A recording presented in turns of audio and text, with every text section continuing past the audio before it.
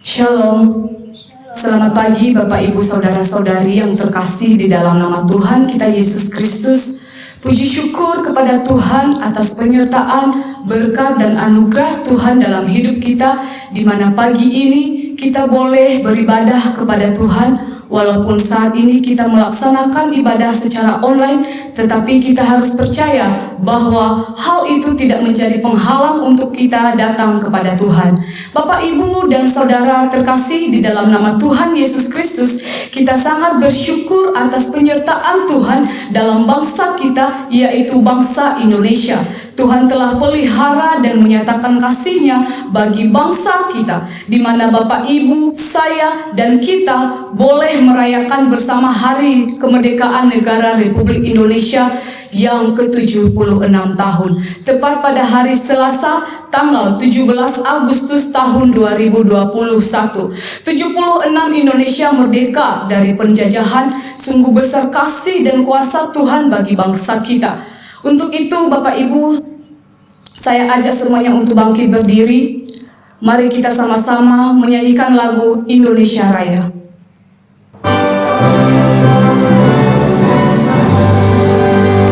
Indonesia tanah airku, tanah tumpah darahku. Di sanalah aku berdiri, jadi pandu ibuku. Indonesia kebangsaanku, bangsa dan tanah airku. Marilah kita berseru, Indonesia bersatu. Hiduplah tanahku, hiduplah negeriku, bangsaku, rakyatku semuanya. Bangunlah jiwanya, bangunlah badannya untuk Indonesia Raya. Indonesia Raya, merdeka, merdeka, tanahku, negeriku yang ku cinta. Indonesia Raya, merdeka, merdeka, hiduplah Indonesia Raya. Indonesia Raya, merdeka, merdeka, tanahku, negeriku yang ku cinta. Indonesia Raya, merdeka, merdeka, hiduplah Indonesia Raya. Jemaat dipersilakan duduk kembali.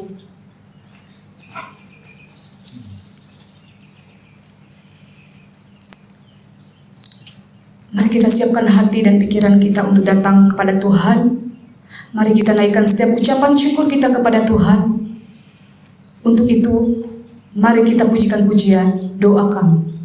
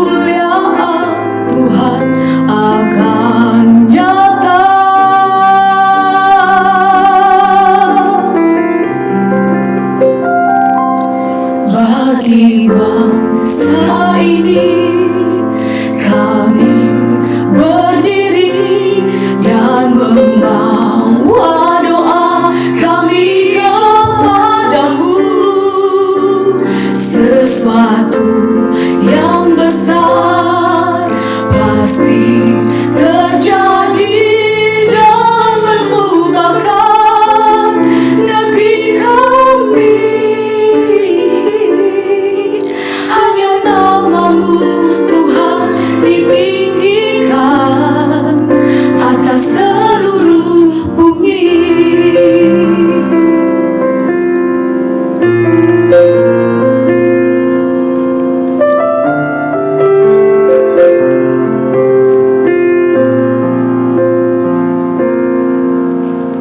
Kami rindu melihat Indonesia pulih dari semua problema, hidup dalam jalan kebenaran-Mu, pancarkan terang kemuliaan-Mu. Ku ucapkan berkat atas Indonesia, biar kemuliaan Tuhan akan nyata.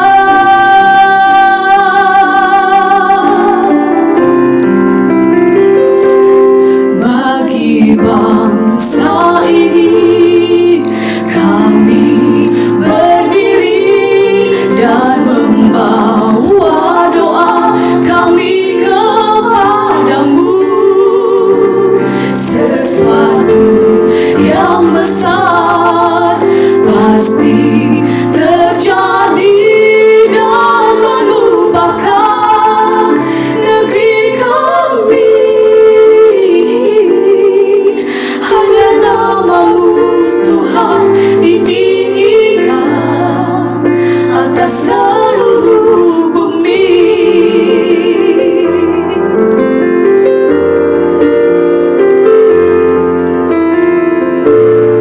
Kami tahu hati-Mu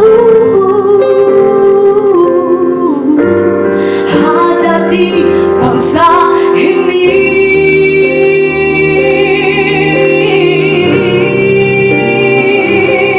Bagi bangsa ini kami berdiri dan membawa doa kami kepadamu.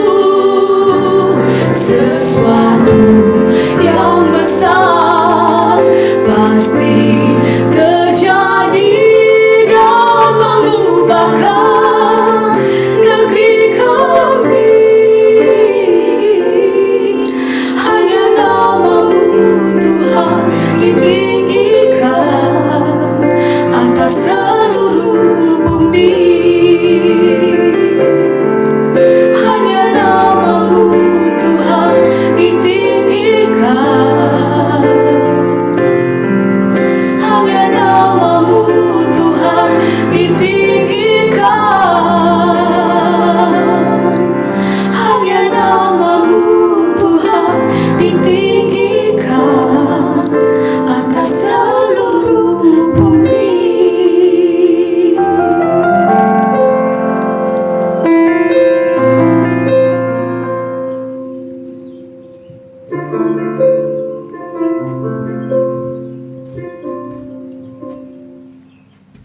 Mari kita berdiri.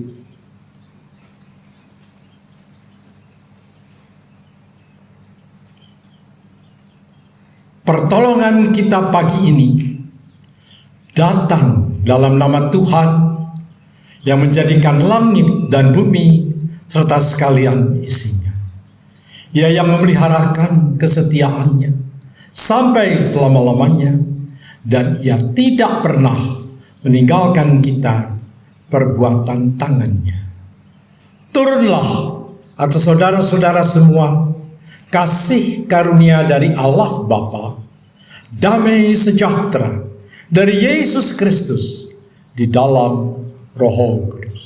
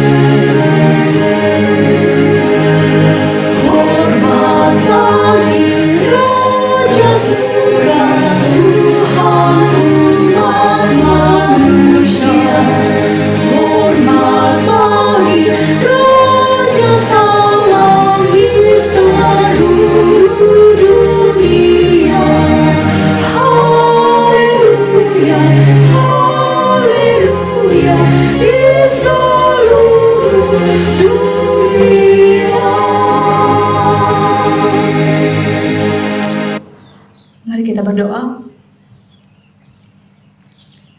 Bapa yang baik, Bapa yang layak disembah, dipuji, kami bersyukur Tuhan atas pertolongan Tuhan di dalam hidup kami.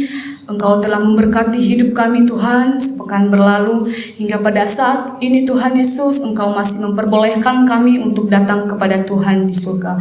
Bapa yang baik, Engkau memberkati setiap kami Tuhan Yesus yang saat ini sedang ibadah online. Engkau lingkupi kami, Engkau urapi kami Tuhan Yesus. Biarlah ibadah kami boleh berkenan di hadapan Tuhan di surga. Bapa di surga, banyak salah dan dosa pelanggaran yang telah kami perbuat hari-hari sebelumnya, bahkan detik ini Tuhan Yesus, kami memohon kepadamu, ampuni setiap kesalahan kami Tuhan. Biarlah Engkau yang selalu menyuci kuduskan kami dengan darah-Mu Tuhan. Biarlah hidup kami boleh layak kepada Tuhan di surga. Terima kasih Tuhan Yesus, terima kasih. Kami juga bersyukur Tuhan Yesus, berterima kasih kepada Engkau, di mana Tuhan kami boleh merayakan hari kemerdekaan Indonesia yang genap 76 tahun. Engkau telah menyertai bangsa kami Tuhan Yesus. Engkau telah menolong kami bangsa Indonesia hingga kami boleh merayakan hari kemerdekaan Tuhan. Itu semua bukan karena kekuatan kami, bukan karena hebat dan gagahnya kami Tuhan, melainkan itu karena berkat kasih-Mu di dalam hidup kami. Terima kasih Tuhan Yesus, terima kasih. Biarlah bangsa kami ya Bapa menjadi bangsa pilihan Tuhan. Biarlah bangsa kami Tuhan Yesus selalu diberkati oleh Tuhan. Terima kasih Tuhan, hanya ke dalam tangan-Mu kami serahkan ibadah kami ini dari awal pertengahan hingga kami dapat mengakhirinya. Biarlah Tuhan yang turun bekerja atas kami. Di dalam nama Tuhan Yesus Kristus kami berdoa dan bersyukur. Haleluya. Amin. Jemaat dipersilahkan duduk kembali. Mari kita siapkan hati dan pikiran kita untuk mendengarkan kebenaran firman Tuhan yang akan dibawakan oleh hamba-Nya. Sebelum itu mari kita pujikan pujian Indonesia bagi kemuliaan.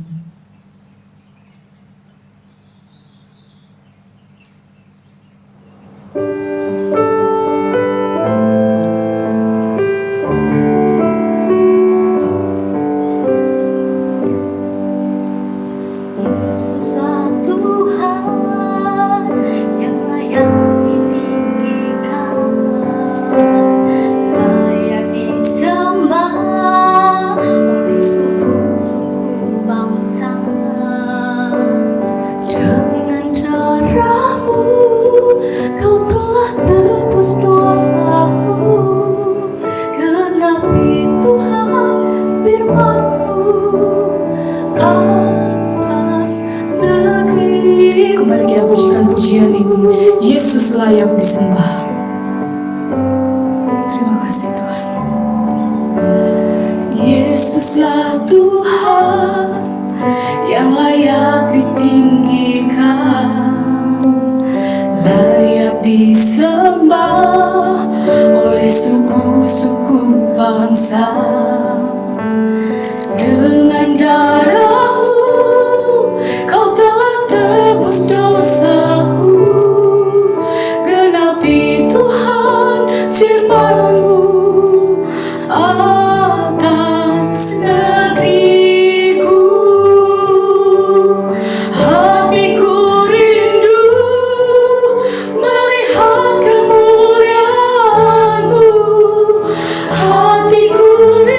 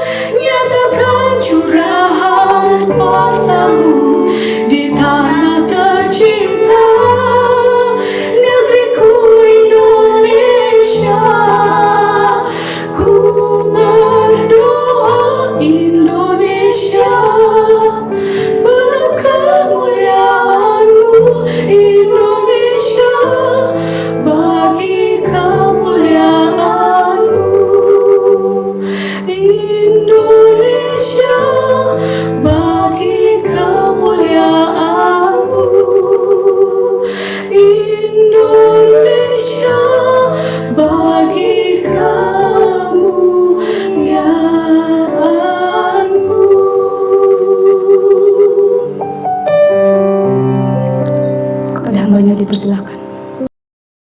Shalom Bapak Ibu, puji nama Tuhan. Satu kesempatan lagi Tuhan anugerahkan bagi kita untuk menikmati kemurahan-Nya sampai hari ini. Mari kita berdoa bersama-sama sebelum kita mendengarkan kebenaran firman Tuhan. Mari kita berdoa. Bapa di dalam surga, kami bersyukur kepadamu ya Tuhan. Tiada henti-hentinya kami menyatakan syukur kami kepadamu atas kemurahan Tuhan yang Tuhan masih nyatakan dan terus nyatakan bagi kami. Setiap hari Tuhan tolong kami, setiap hari Tuhan cukupkan apa yang kami perlukan. Maka kami bersyukur untuk semuanya itu ya Tuhan. Ampuni kami Tuhan Yesus bila Engkau mendapati kami masih terus gagal di dalam kami mengasihi Engkau. Kami terus gagal di dalam kesetiaan kami kepadamu ya Tuhan. Tetapi Engkau Allah yang setia, Engkau Allah yang mengasihi kami. Engkau tidak melihat kami dari keberdosaan kami, tetapi Engkau melihat kami oleh belas kasihan dan kemurahan-Mu. Maka tolong kami Tuhan, biarlah kami terus hidup di dalam anugerah-Mu. Bimbing kami, pegang kami ya Tuhan. Dan saat ini kami mau mendengarkan kebenaran firman Tuhan, maka biarlah Tuhan yang menolong kami supaya kami boleh mengerti isi hati Tuhan. Apa yang Tuhan mau kami lakukan selama kami di dunia ini. Di dalam nama Tuhan Yesus kami serahkan waktu kami ini. Haleluya. Amin. Mari kita membuka Alkitab kita. Kita merenungkan ayat-ayat kebenaran firman Tuhan yang sudah disiapkan. Yang pertama kita akan membuka di Yeremia pasal 29 ayatnya yang ke-11. Yeremia pasal 29 ayat yang ke-11, nanti dilanjutkan di Pengkhotbah pasal 9 ayat yang ke-10. Saya bacakan ayat yang pertama dulu di Yeremia 29 ayat 11. Sebab aku ini mengetahui rancangan-rancangan apa yang ada padaku mengenai kamu. Demikianlah firman Tuhan, yaitu rancangan damai sejahtera dan bukan rancangan kecelakaan, untuk memberikan kepadamu hari depan yang penuh harapan. Kemudian di Pengkhotbah pasal 9 ayatnya yang ke-10. Pengkhotbah pasal yang ke-9 ayatnya yang ke-10, demikian kebenaran firman Tuhan. Segala sesuatu yang dijumpai tanganmu untuk dikerjakan, kerjakanlah itu sekuat tenaga, karena tak ada pekerjaan, pertimbangan, pengetahuan, dan hikmat dalam dunia orang mati, kemana engkau akan pergi. Amin untuk pembacaan firman Tuhan. Bapak Ibu, saya memulai khotbah saya ini dengan sebuah pertanyaan dan mungkin juga sekaligus pernyataannya. Seberapa banyak di antara kita yang masih memiliki konsep bahwa di dalam dunia ini ada dua bidang pekerjaan. Yang pertama, orang-orang bisa menggolongkan yang pertama adalah pekerjaan sekuler. Pekerjaan sekuler itu mereka kategorikan seperti berdagang, berbisnis, kemudian pekerjaan kantor, nelayan, petani, karyawan, dan ini biasanya dilakukan dari hari Senin sampai hari Sabtu. Kemudian yang kedua, jenis pekerjaan atau bidang pekerjaan yang lain yang ada yang sudah dikategorikan adalah pekerjaan yang bersifat rohani, seperti melayani Tuhan, singer, menjadi worship leader, pelayanan sekolah minggu, khotbah, usher, dan segala sesuatu yang dilakukan jenis pelayanan setiap hari Minggu. Nah, kebanyakan dari kita memiliki konsep seperti ini bahwa pekerjaan itu dibagi dalam dua bidang tersebut. Nah, bila Bapak Ibu memiliki konsep tersebut, Bapak Ibu tidak sendiri. Saya juga memiliki konsep yang sama, tetapi itu dulu. Saya dulu berpikir bahwa dari hari Senin sampai hari Sabtu, saya melakukan pekerjaan itu adalah untuk dunia saja. Sementara hari Minggu, saya memang khususkan untuk Tuhan, melayani untuk Tuhan, dan tidak boleh kemana-mana selain beribadah dan juga melayani Tuhan. Bapak Ibu yang dikasih oleh Tuhan, pemikiran atau konsep semacam ini adalah konsep yang keliru. Karena kenapa? Orang-orang percaya atau saya masih mendikotomikan atau masih mengkotak-kotakan pekerjaan sekuler dan juga pekerjaan rohani. Kita masih membanding-bandingkan bahwa ini adalah pekerjaan secara sekuler dan dilakukan di hari ini, dan ini adalah pekerjaan untuk Tuhan, melayani Tuhan dan dilakukan di hari ini. secara tidak langsung bahwa kita juga memiliki konsep bahwa Allah itu dibatasi oleh ruang dan waktu. Mungkin kita berkata bahwa kita mengerjakan pekerjaan dunia itu bahwa Allah tidak berintervensi dari hari Senin sampai hari Sabtu. Kita tidak sadar bahwa segala sesuatu yang kita lakukan, kita masih lakukan masih di dunia ini. Pekerjaan pelayanan Tuhan setiap hari Minggu kita tidak lakukan di atas awan, tetapi kita masih lakukan di dunia ini. Dan ini kita harus berpikir secara realistis. Maka Bapak Ibu yang dikasih oleh Tuhan, kecenderungan manusia adalah masih mengkotak-kotakan jenis pekerjaan ini. Nanti kita lihat lebih jauh lagi apa yang dikatakan oleh Alkitab terkait pekerjaan. Tema kita pada saat ini adalah hargailah pekerjaanmu. Kenapa kita harus bekerja? Mungkin kita berpendapat bahwa kita bekerja untuk kelangsungan hidup. Betul, tidak ada yang salah. Tetapi tidak sedikit juga orang-orang percaya, mereka mengatakan bahwa bekerja itu adalah sebagai akibat kejatuhan manusia di dalam dosa. Atau orang bekerja itu adalah sebagai kutuk kepada manusia itu sendiri. Nah, apakah betul demikian? Manusia bekerja tidak hanya sekedar untuk kelangsungan hidup di dunia ini. Dan manusia bekerja bukan karena akibat manusia jatuh di dalam dosa.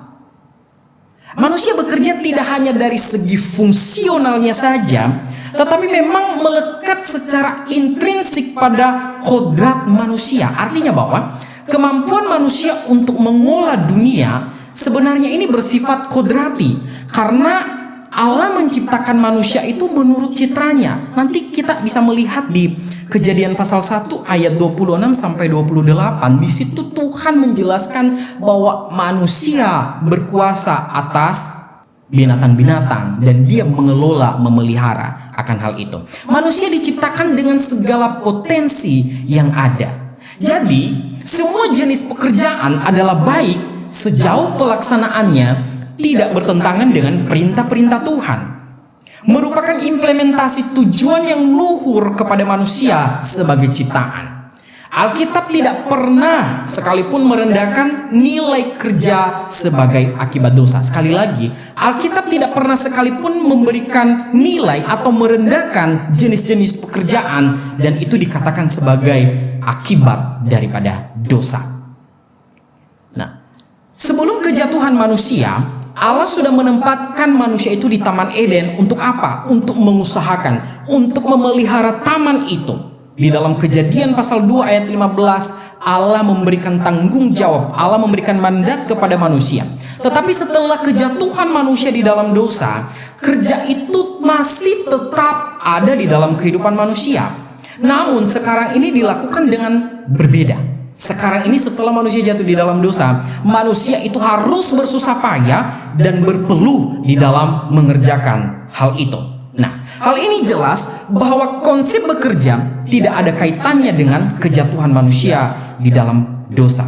Manusia bekerja karena memang pada dasarnya Allah mendesain, Allah menciptakan manusia sebagai makhluk pekerja.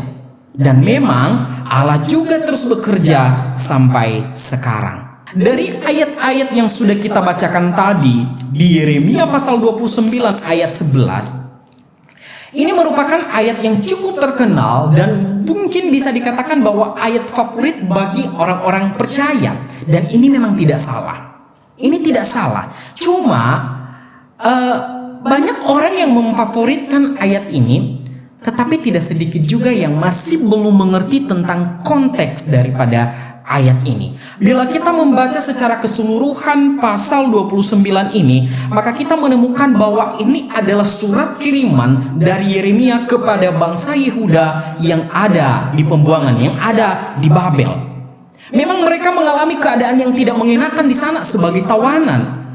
Tetapi ada satu hal yang Tuhan mau bagi mereka. Tuhan meminta kepada orang-orang Yehuda, bangsa Yehuda, supaya mereka tetap memandang segala apa yang mereka alami itu dari kacamata iman.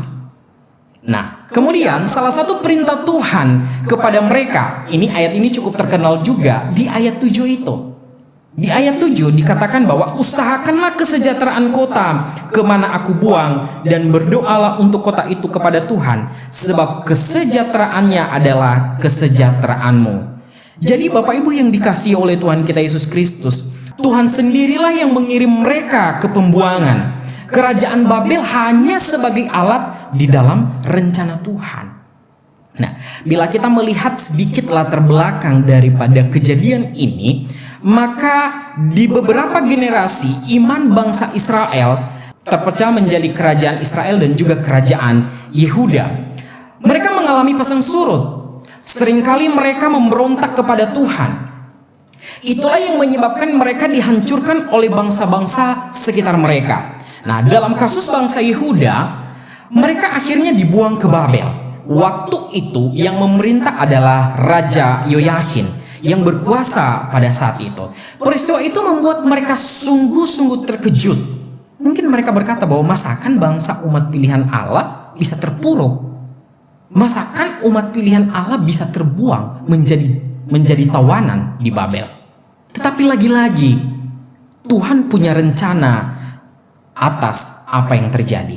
Tuhan tidak melakukan semuanya ini sebagai balasan, sebagai hukuman semata kepada bangsa Yehuda, kepada kerajaan Yehuda.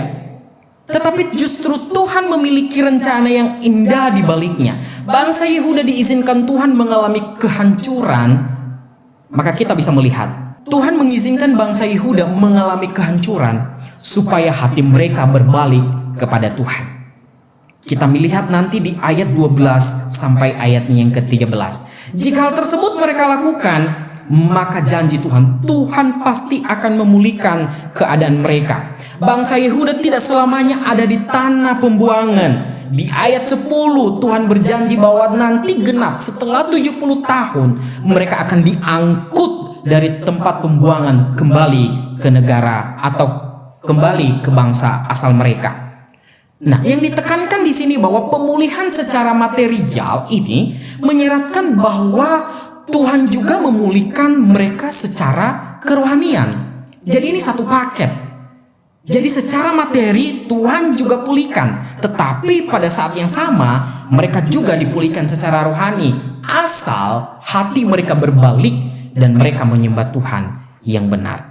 Jadi pada intinya bahwa Allah memerintahkan mereka selama mereka ada di tanah pembuangan supaya mereka terus berkarya di sana, berdampak di sana. Mereka harus memikirkan kelangsungan hidup mereka di sana. Orang tua harus menikahkan anak-anaknya. Mereka harus bercocok tanam untuk kelangsungan hidup mereka. Di mana mereka ada, mereka harus bekerja di sana.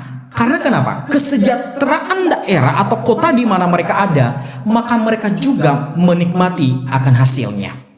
Namun sungguh berbeda Bapak Ibu bila kita bandingkan konsep demikian dengan apa yang dikatakan di pengkhotbah tadi, di pengkhotbah pasal 9 ayatnya yang ke-10.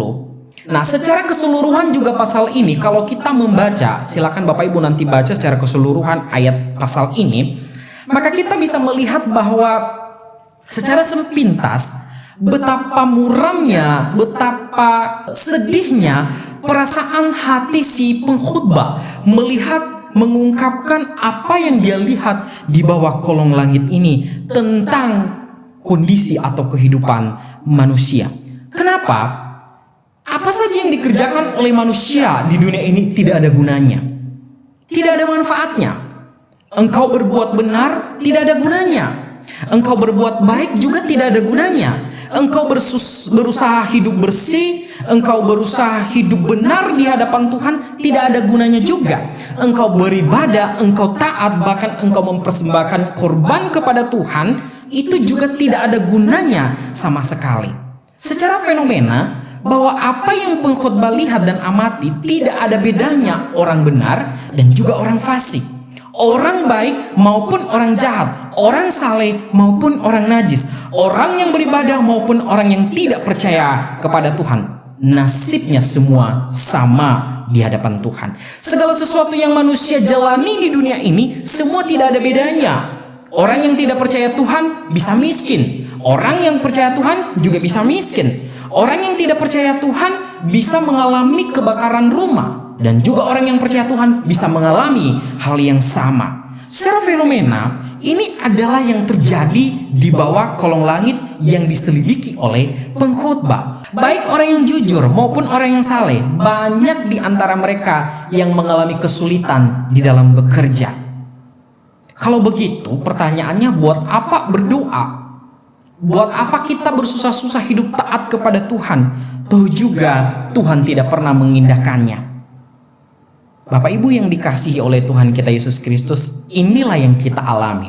Inilah yang kita lihat, inilah yang kita amati dan yang kita temukan. Namun, jangan sampai kita terkecoh dengan fenomena seperti ini. Meskipun secara fenomena ini sama, tidak berarti tidak ada pembedaannya loh. Mari kita lihat Bapak Ibu di pasal 8, kita bergeser ke belakang sedikit. Pasal 8 ayat 12 sampai 13. Saya coba bacakan. Walaupun orang yang berdosa dan yang berbuat jahat 100 kali hidup lama, namun aku tahu bahwa orang yang takut akan Allah akan beroleh kebahagiaan, sebab mereka takut terhadap hadirat-Nya. Tetapi orang yang fasik tidak akan beroleh kebahagiaan, dan seperti bayang-bayang ia tidak akan panjang umur, karena ia tidak takut terhadap hadirat Allah. Nah, ini adalah kabar gembira. Memang di pasal 9 itu dikatakan bahwa segala sesuatu yang dilakukan oleh orang, baik orang saleh maupun orang fasik, sama aja tidak ada gunanya. Tetapi bila kita teliti pasal 8 ini memberikan kita sebuah pengharapan bahwa yang membedakan kita antara orang benar dengan orang yang fasik, orang yang tidak percaya kepada Tuhan, terletak di dalam kebahagiaan. Orang yang percaya kepada Tuhan, itu sudah pasti mereka mengalami kebahagiaan persekutuan dengan Tuhan. Tetapi orang yang tidak percaya dengan Tuhan, maka mereka akan terbuang di hadapan Tuhan. Nah, di sini kita melihat pembedaannya. Nah, dari tema kita hari ini tentang hargailah pekerjaanmu, maka sebuah pertanyaan dasar bagi kita, mengapa banyak orang, termasuk saya, mungkin Bapak Ibu juga, tidak menghargai pekerjaan yang dia miliki? Maka ada beberapa faktor yang saya bisa sampaikan, yang saya temukan, mungkin Bapak Ibu juga bisa menambah-nambahkan nanti. Yang pertama adalah adanya kebosanan, adanya kejenuhan. Mungkin karena faktor waktu sudah lama dia bekerja di sana, maka dia merasa bosan, dia jenuh di sana. Kemudian yang kedua, tidak dihargai di dalam pekerjaan. Mungkin dia diremehkan, baik itu bosnya maupun rekan kerjanya. Kemudian yang ketiga, kalah saing dengan rekan kerjanya, baik secara intelek maupun secara skill. Kemudian yang keempat, tuntutan semakin besar namun pendapatan semakin sedikit. Mungkin Bapak Ibu bisa menambahkan hal-hal yang lain, tetapi inilah yang menurut saya bahwa ini adalah dasar kenapa orang masih tidak menghargai pekerjaan mereka. Nah, dari firman Tuhan yang sudah kita baca tadi, maka ada beberapa poin yang perlu kita pelajari bagaimana kita menghargai pekerjaan dan tanggung jawab kita dengan baik. Poin yang pertama, hendaknya kita menyadari bahwa pekerjaan adalah anugerah Tuhan. Pekerjaan itu adalah anugerah Tuhan. Bangsa Yehuda yang dibuang ke Babel bukan tanpa maksud Allah. Allah membiarkan mereka ditindas oleh bangsa-bangsa kafir. Karena kenapa? Karena kedegilan hati mereka. Mereka melawan Tuhan. Maka akhirnya Tuhan mendidik mereka dengan terbuang mereka di Babel. Allah membuang mereka di Babel supaya mereka mengalami kehancuran hati dan berbalik kepada Tuhan. Supaya mereka bisa menghargai akan anugerah Allah sebagai umat pilihan Allah. Mereka ini adalah umat pilihan Allah, tetapi mereka juga tidak menghargai anugerah Allah bagi mereka. Keberadaan bangsa Yehuda di Babel bukan berarti Allah membiarkan mereka sendiri di sana, dan bukan juga mereka nganggur di sana. Justru Tuhan memperhatikan mereka. Tuhan menunjukkan kepeduliannya kepada mereka. Allah menyuruh mereka supaya apa? Terus bertambah banyak di sana. Orang tua harus menikahkan anak-anaknya. Mereka harus melangsungkan kehidupan mereka dengan bertanam, dengan bercocok tanam. Dan Allah mau supaya mereka bisa berdampak di sana, membangun kota, daerah di mana mereka ada, sehingga mereka mengalami yang namanya kesejahteraan. Allah tidak menyuruh mereka menganggur. Allah tidak menyuruh mereka supaya mereka menjadi peminta-minta bergantung hidup kepada bangsa Babel. Tidak. Justru Tuhan mengharapkan mereka supaya mereka produktif di sana. Mereka harus bekerja di sana. Bukankah ini kasih karunia Allah kepada mereka?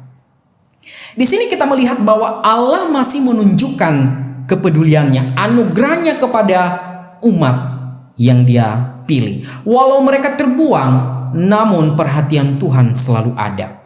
Apa yang kita petik dari kisah bangsa Yehuda ini? Bila kita di dalam keadaan terpuruk, Bapak Ibu, seakan-akan tidak ada harapan, persoalan hidup terus menumpuk, bukan berarti kita juga dibiarkan oleh Tuhan menderita begitu saja.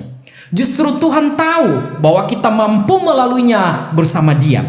Kemudian Tuhan juga mau mendidik kita lewat pergumulan hidup yang kita alami, supaya kita menyadari bahwa kita hidup adalah hanya oleh anugerah saja. Bila selama ini kita bergumul sendiri tanpa melibatkan Tuhan terhadap apa yang kita alami, maka Tuhan mengingatkan kita, "Hai anakku, aku ada loh." Tuhan Yesus mengingatkan kita di dalam Matius pasal 11 ayat 28. Tuhan Yesus mengingatkan kita di dalam Matius pasal 11 ayat 28. Dia berkata bahwa, "Marilah kepadaku semua yang letih lesu dan berbeban berat, aku akan memberikan kelegaan kepadamu." Ini adalah sebuah panggilan kehangatan dari Tuhan Yesus. Tuhan berjanji kepada bangsa Yehuda, 70 tahun nantinya, setelah daripada 70 tahun, maka aku akan mengangkut kamu kembali kepada bangsamu sendiri. Artinya bahwa ini hanya bersifat sementara, tidak bersifat kekal. Nah, hidup kita di dunia ini juga, Bapak Ibu, ini adalah sementara. Hidup kita di dunia ini adalah bersifat sementara, tidak bersifat kekal. Ada saatnya nanti kita akan menikmati yang namanya kebahagiaan sejati bersama-sama dengan Bapa, dengan penuh damai dan sukacita. Memang penuh pergumulan di dunia ini, tetapi satu yang pasti, bahwa kelak kita akan menikmati kebahagiaan sejati itu bersama-sama dengan Dia. Tuhan menempatkan kita dimanapun kita bekerja sekarang. Bukan sebuah kebetulan. Mari kita melihat pekerjaan kita adalah sebuah anugerah Allah. Artinya bahwa Tuhan mau kita menghargai dan menikmati setiap proses yang ada di sana. Apapun pekerjaan yang Tuhan percayakan kepada kita, itu adalah anugerah. Tidak ada pekerjaan yang lebih rendah atau tinggi di hadapan Tuhan, asal pekerjaan itu berkenan di hadapannya. Mari kita belajar menikmati anugerah Tuhan di dalam pekerjaan kita. Sekalipun itu tidak mudah, namun anugerah Tuhan cukup bagi kita. Itu poin pertama. Pekerjaan itu adalah anugerah Tuhan.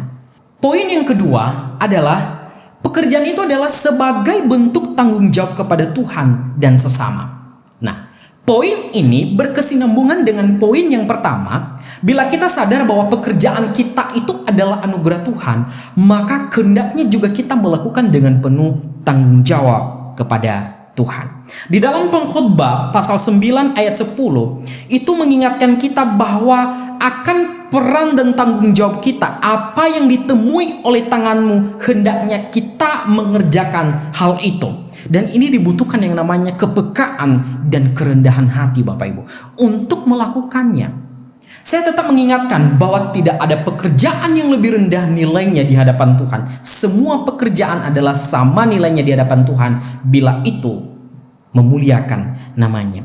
Bekerja tidak hanya karena uang atau hanya sekedar kewajiban, tetapi ini merupakan sebuah dorongan cinta untuk melihat orang lain menjadi lebih baik. Dan ini merupakan sebuah tanggung jawab kita dengan pekerjaan kita. Jadi pekerjaan itu adalah sebuah tanggung jawab kepada Tuhan dan juga kepada sesama kita. Bapak Ibu yang dikasihi oleh Tuhan, sebuah kesaksian pribadi Bapak Ibu bahwa di dalam tanggung jawab yang Tuhan percayakan kepada saya, terkadang terlintas di dalam pemikiran bahwa untuk mundur. Tatkala saya merasa bahwa saya sudah capek dan ingin mundur dari apa yang saya lakukan sekarang. Tetapi saya diingatkan kembali tentang panggilan mula-mula. Engkau dipanggil dan itu adalah anugerah Tuhan. Maka sejatinya kita melihat bahwa bila anugerah Tuhan itu masih ada bagi kita, maka kita punya tanggung jawab untuk melakukan yang terbaik untuk Tuhan. Bekerja merupakan tanggung jawab kita kepada Allah dan juga kepada sesama. Tuhan percayakan kita untuk bekerja, maka itu sebuah tanggung jawab kita kepadanya. Selain itu adalah merupakan tanggung jawab kita juga kepada orang-orang yang kita kasihi dan yang mengasihi kita. Sebuah ayat firman Tuhan yang mengingatkan kita Bapak Ibu, di Kolose pasal 3 ayat 23, saya bacakan, apapun yang kamu perbuat, perbuatlah dengan segenap hatimu seperti untuk Tuhan dan bukan untuk manusia. Nah, ini adalah mengingatkan kita kembali bahwa apapun yang kita lakukan, apapun yang ditemui oleh tangan kita, hendaknya kita kerjakan. Pekerjaan apapun, entah itu menyapu, nyuci piring, ingat tidak ada pekerjaan yang nilainya rendah di hadapan Tuhan. Yang menilai rendah itu adalah manusia. Karena kenapa? Kita masih membeda-bedakan. Manusia masih mengkotak-kotakan ini pekerjaan yang nilainya tinggi, ini adalah pekerjaan yang nilainya kekal atau besar. Bapak Ibu yang dikasih oleh Tuhan, saya mau bertanya, mengakhiri poin kedua ini, masih ada satu poin lagi. Lebih mulia mana pekerjaan seorang ibu yang mengganti popok bayi dengan pekerjaan pengkhotbah di atas mimbar? Mari kita berpikir, lebih mulia mana? Lebih mulia mana, apakah pekerjaan seorang ibu yang mengganti popok bayi atau orang yang melayani Tuhan di atas mimbar? Mungkin kita berkata, tentu dong orang yang melayani di atas mimbar kan pekerjaannya lebih mulia dibanding pekerjaan ibu rumah tangga yang mengganti popok bayi. Bapak Ibu ini kasih oleh Tuhan, ingat kembali kata-kata saya. Tidak ada pekerjaan yang nilainya rendah di hadapan Tuhan. Pekerjaan menjadi seorang ibu rumah tangga itu adalah pekerjaan yang mulia. Sama nilainya pekerjaan melayani Tuhan di atas mimbar. Karena kita manusia cenderung melihat apa yang terlintas di mata, melihat berbagai penampilan, maka kita mengkategorikan bahwa dia adalah jauh lebih mulia dibanding apa yang dikerjakan oleh ibu-ibu di rumah. Saya sungguh mengapresiasi apa yang dilakukan oleh ibu, jasa seorang ibu. Mereka bisa bekerja 24 jam. Karena kenapa? Mereka melakukan untuk kebaikan keluarganya. Maka Bapak Ibu yang dikasih oleh Tuhan, apapun yang kita lakukan untuk Tuhan. Ini mengingatkan saya juga secara pribadi bahwa tatkala juga kejenuhan itu datang, merasa putus asa, tetapi Tuhan mengingatkan kita bahwa kita melakukan segala sesuatu itu adalah untuk Tuhan dan bukan untuk manusia. Dan yang terakhir, poin yang terakhir adalah kita terpanggil untuk merefleksikan Allah di dalam dunia kerja. Bila kita mengerti tujuan hidup manusia, di dalam buku Katekismus berkata bahwa tujuan hidup manusia itu adalah memuliakan Tuhan dan menikmatinya. Maka sama halnya juga tujuan kerja manusia, yaitu adalah semata-mata merealisasikan nilai-nilai kemuliaan Allah di dalam hidup kita. Hal ini kerap dilupakan oleh kita orang-orang percaya bahwa bekerja hanya sekedar bekerja dan itu mendatangkan sebuah kehampaan atau tak bermakna. Tetapi sebaliknya, bila kita sadar bahwa dalam dunia kerja kita terpanggil untuk menyatakan Kristus di sana, maka kita mengalami yang namanya sukacita. Pendeta Tim Keller di dalam khotbahnya, saya pernah nonton ada sebuah cuplikan, dia berkata bahwa kita terpanggil menjadi pendeta di marketplace dimanapun kita berada. Kita terpanggil menjadi pendeta di dunia pekerjaan kita. Bukan berkhotbah maksudnya di sana ya Bapak Ibu, tetapi apa? Untuk menyampaikan, menyatakan kebenaran dimanapun kita bekerja. Nah, dalam dunia yang cemar ini yang penuh dengan dosa, maka penyelewengan dalam dunia kerja itu kerap terjadi. Kompromi terhadap hal-hal yang tidak benar itu sudah hal yang umum sekarang. Nilai integritas lagi bukan sebuah junjungan. Kerap orang-orang percaya menjadi pelaku kejahatan dalam dunia pekerjaan. Korupsi terjadi, menjatuhkan sesama demi sebuah pencapaian. Kekerasan bisa terjadi baik secara verbal maupun non-verbal. Dan ini adalah realita yang terjadi di dunia sekarang. Dengan demikian, orang-orang percaya seharusnya terpanggil di sana untuk menyatakan kebenaran, merefleksikan Kristus di sana di mana kita bekerja. Baik kita yang bekerja sebagai karyawan di sebuah perusahaan, menjadi bos, menjadi pebisnis, menjadi petani, menjadi asisten rumah tangga, menjadi guru, dan lain sebagainya. Mari kita menyaksikan Kristus sebagai teladan sejati kita di sana. Waktu Tuhan Yesus selama dia di dunia, Bapak Ibu, dia bekerja juga. Dia datang di dunia ini bukan sebagai seorang filsuf. Dia datang di dunia ini bukan sebagai seorang bos atau sebagai seorang CEO di sebuah perusahaan. Tidak. Dia menjadi seorang tukang kayu. Dan itu dia lakukan dengan penuh kecintaannya. Dia menyatakan kehendak Bapa di dunia ini. Seharusnya umat Kristen juga, kita sebagai orang-orang percaya, kita terpanggil di marketplace di mana kita ada, di mana kita bekerja, apapun yang kita lakukan untuk menyatakan, merefleksikan akan Kristus di sana, menyatakan sebuah kebenaran bahwa Kristus yang menjadi teladan hidup kita sebagai anak-anak Tuhan. Sebagai kesimpulan dari firman Tuhan yang kita renungkan hari ini, bahwa kita sebagai anak Tuhan, kita yakin bahwa apapun yang kita alami, apapun yang terjadi di dalam hidup kita, satu hal yang pasti, asalkan kita benar-benar ada di dalam jalan Tuhan, maka itu membawakan kita kepada kebaikan. Peristiwa buruk bukanlah akhir dari segalanya, tetapi Tuhan pasti memulihkan masa depan itu. Ingat bahwa hanya di dalam Kristus Dia telah melenyapkan segala bentuk penghukuman. Orang perlu merasa terpanggil dan puas di dalam kerjanya. Artinya bahwa orang harus yakin bahwa pekerjaannya adalah kehendak Allah. Sesungguhnya kepuasan kerja dimulai dari mengakui adanya panggilan Tuhan dalam kerjaan kita itu, dan kemudian mengabdikan jeripayah kita di dalam pekerjaan kita. Ingat, kepuasan itu dimulai dari apa? Dimulai dari adanya panggilan Tuhan di sana. Bila tidak ada panggilan Tuhan, kita bekerja di sana, maka yang ada adalah kekeringan. Bila yang ada adalah tekanan yang ada. Yang ada di sana adalah kekecewaan, putus asa. Maka mari kita melihat di tempat di mana kita bekerja, maka saya yakin bahwa Tuhan punya rencana yang baik di sana. Tuhan memanggil kita di sana dengan maksud yang mulia di sana. Rasul Paulus sendiri melihat kerja itu adalah sebagai ajang melatih sikap beribadahnya. Bagi Paulus, beribadah itu tidak hanya terbatas pada jam-jam kebaktian saja, tetapi bisa juga dilakukan pada saat bekerja. Bagaimana bisa ya? Nah, Rasul Paulus mengatakan bahwa lakukanlah pekerjaan itu di dalam nama Tuhan Yesus sambil mengucap syukur. Kolose 3 ayat 17.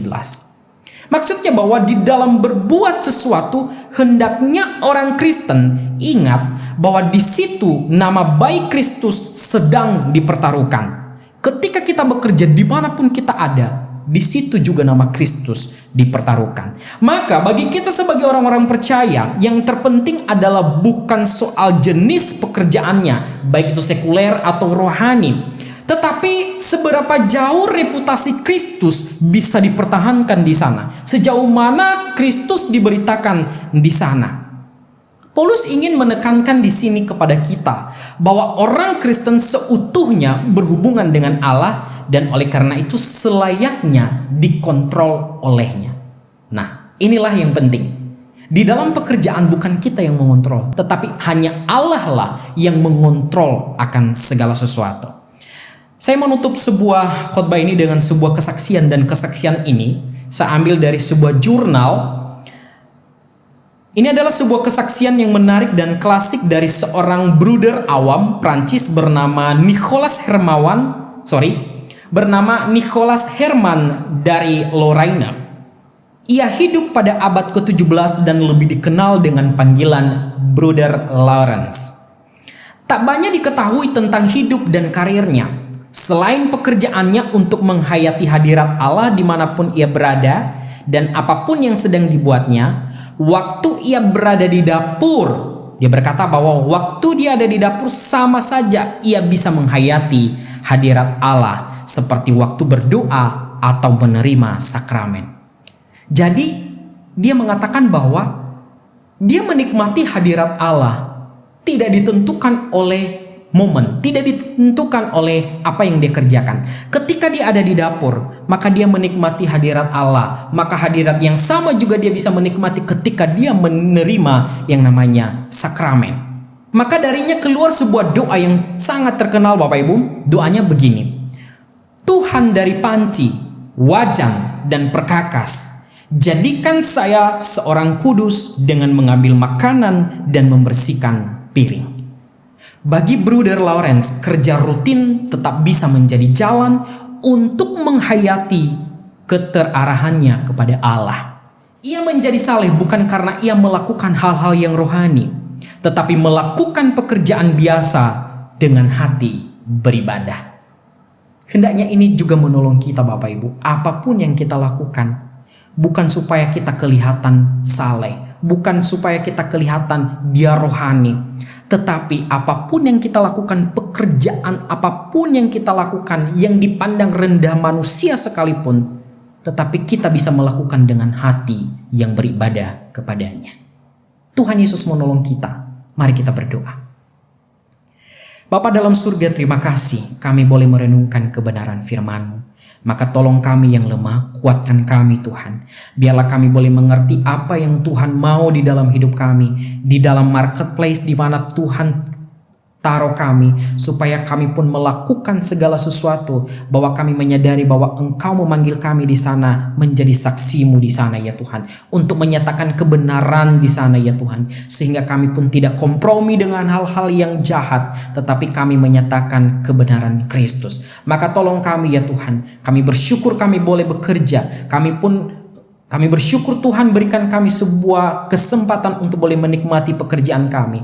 Maka tolong kami Tuhan, supaya kami boleh mempersembahkannya itu untuk Tuhan. Maka tolong kami juga ya Tuhan, biarlah kami terus bertanggung jawab dengan apa yang Tuhan percayakan bagi kami, sehingga kami pun boleh melakukannya sebagai kecintaan kami kepadamu ya Tuhan. Berkati kami semua seluruh jemaat-Mu yang mendengarkan khotbah hari ini. Engkau Tuhan yang memelihara mereka. Terima kasih Tuhan, hanya di dalam nama Tuhan Yesus kami sudah berdoa dan bersyukur. Amin. Tuhan Yesus memberkati. Shalom Bapak Ibu Saudara yang dikasihi Tuhan. Kita sudah mendengarkan firman Tuhan hari ini. Biarlah firman Tuhan yang kita dengar boleh menguatkan kita, menegur kita, sehingga kehidupan kita menjadi semakin baik dan mengenali Tuhan lebih sungguh lagi. Saya akan bacakan warta jemaat pada hari ini. Yang pertama, kita mengingat bahwa bulan Agustus 2021 ini Indonesia genap berusia 76 tahun.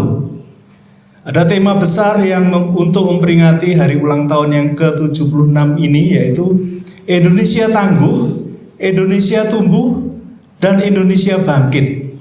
Dirgahayu Negara Kesatuan Republik Indonesia. Kita tetap mendukung NKRI supaya negeri ini tangguh menghadapi berbagai cobaan, tumbuh semangatnya untuk membangun negeri ini, dan bangkit mengalahkan segala rintangan yang menghadang. Yang kedua, Bapak Ibu yang dikasihi Tuhan, persembahan. Hari ini jemaat diberi kesempatan untuk memberikan persembahan bagi pekerjaan Tuhan dan persembahan untuk pekabaran Injil untuk mendukung pelayanan Bapak Troy. Persembahan dapat dimasukkan pada amplop yang disediakan dan akan dikumpulkan oleh petugas gereja atau ditransfer melalui rekening atas nama Bapak Dedi Kurniawan atau Bapak Adrianus Iwan dengan nomor rekening BCA yang tertera di layar di bawah ini. Sekarang rekening ini dipegang oleh Bapak Adrianus Iwan. Sebelum persembahan dijalankan, kita melandasi firman Tuhan dari Markus 14 ayat yang ke-9. Demikian saya bacakan. Aku berkata kepadamu, sesungguhnya di mana saja Injil diberitakan di seluruh dunia, apa yang dilakukannya ini akan disebut juga untuk mengingat dia. Mari kita berdoa. Tuhan Allah Bapa kami yang di surga, kami sungguh mengucap syukur dan terima kasih kalau pada hari ini Engkau masih memberi kesempatan kepada kami semuanya untuk hidup, untuk bisa memohon pengampunan Tuhan, untuk bisa mengenali Tuhan. Kalau sebentar lagi kami akan mempersembahkan sebagian dari berkat Tuhan untuk pekerjaan Tuhan. Kiranya Tuhan memberkati persembahan ini sehingga berkenan di hadapan Tuhan. Nama-Mu boleh dipermuliakan di mana Engkau menunjuk kami sebagai orang-orang yang dipilih Tuhan untuk memberitakan kerajaan. Terima kasih ya Tuhan. Di dalam nama Tuhan Yesus kami berdoa. Sambil persembahan dijalankan, kita memuji Tuhan dengan pujian lebih dari pemenang.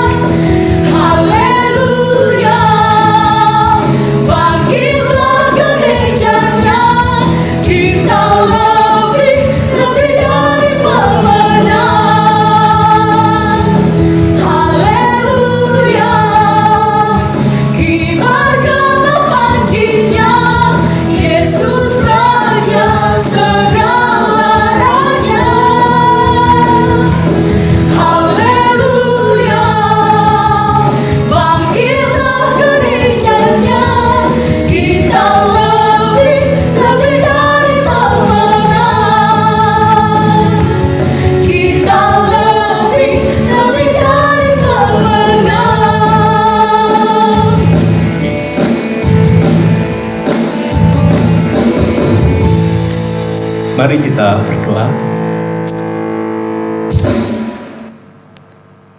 Tuhan Allah Bapa kami yang di surga, kami mengucap syukur dan terima kasih untuk sepanjang ibadah yang sudah kami jalani pada hari ini. Terima kasih untuk pesan-pesan Tuhan yang Tuhan berikan kepada kami melalui kebenaran firman-Mu. Bila firman-Mu ini hidup di dalam diri kami, sehingga kehidupan kami diisi oleh kebenaran firman-Mu. Sehingga segala yang kami lakukan hanya menurut tuntunan kebenaran firman-Mu itu sendiri. Terima kasih ya Tuhan, kami menyerahkan hamba-Mu yang sudah menyampaikan kebenaran firman-Mu. Kiranya Tuhan memberkati, memberikan wahyu-wahyu-Mu yang lebih lagi, supaya banyak orang boleh diselamatkan ketika mendengar firman-Mu ini. Terima kasih ya Tuhan. Pada kesempatan hari ini kami menyerahkan bangsa negara kami Indonesia ke dalam tangan Tuhan. Bulan ini genap bangsa kami berusia 76 tahun. Kami bersyukur ya Tuhan, Engkau sudah mendukung negeri ini, Engkau sudah menyertai negeri ini, Engkau sudah membangun negeri ini, Engkau sudah memilih orang-orang yang tepat untuk bisa memimpin kami. Untuk ini Tuhan, kami menyerahkan seluruh bangsa negara kami, seluruh penduduk negeri ini, seluruh para pemimpin bangsa ini hanya ke dalam tangan Tuhan. Kami mohon Engkau melalukan negeri ini Tuhan dari bencana-bencana yang terus terjadi sepanjang tahun. Bahkan bencana yang terakhir adalah pandemi COVID-19 yang sampai hari ini belum berakhir. Kami mohon kesempatan hari ini pengampunan-Mu Tuhan atas negeri ini kalau negeri ini berdosa di hadapan Tuhan. Kami mohon sekali lagi belas kasihan Tuhan. Kiranya Tuhan menolong kami semuanya supaya pandemi ini segera berakhir, sehingga aktivitas bangsa kami boleh normal kembali, sehingga bangsa kami boleh membangun, bangsa ini boleh bangkit dari keterpurukan, sehingga bangsa ini tumbuh menjadi bangsa yang takut akan Tuhan, bangsa yang menghargai Tuhan. Terima kasih ya Tuhan, kami menyerahkan bangsa ini ke dalam tangan Tuhan. Biarlah berkat Tuhan turun atas negeri ini, atas bangsa ini, atas penduduk negeri ini. Terima kasih segala usaha yang dilakukan oleh rakyat ini Tuhan, kiranya Tuhan memberkati. Terima kasih ya Tuhan, kami juga menyerahkan seluruh jemaat-Mu ke dalam tangan Tuhan. Biarlah jemaat-Mu hari ini tetap terpelihara, bahwa hari-hari ke depan juga tetap Tuhan pelihara. Yang bergumul kiranya Tuhan bela, Tuhan dukung supaya tetap kuat dan mengarahkan imannya hanya kepada Tuhan. Terima kasih ya Tuhan, terima kasih. Kami menyerahkan seluruh doa kami di dalam nama Tuhan yang menjadikan langit dan bumi dan yang telah memberikan keselamatan kepada kami, yaitu Tuhan kami, Yesus Kristus. Haleluya.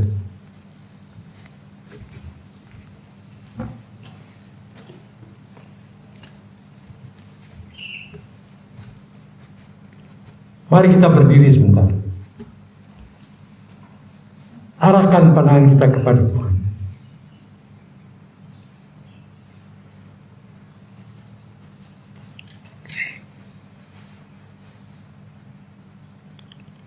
Tuhan memberkati engkau.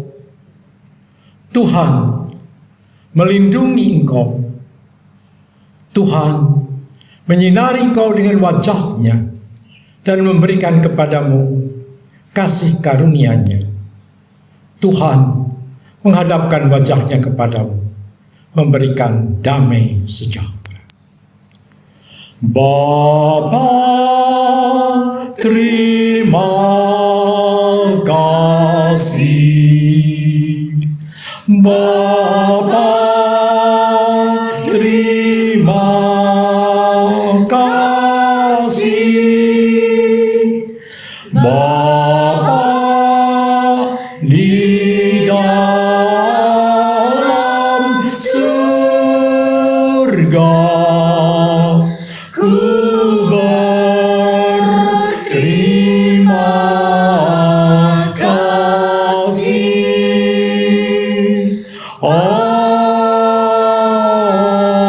Amin. Selamat siang, Tuhan memberkati.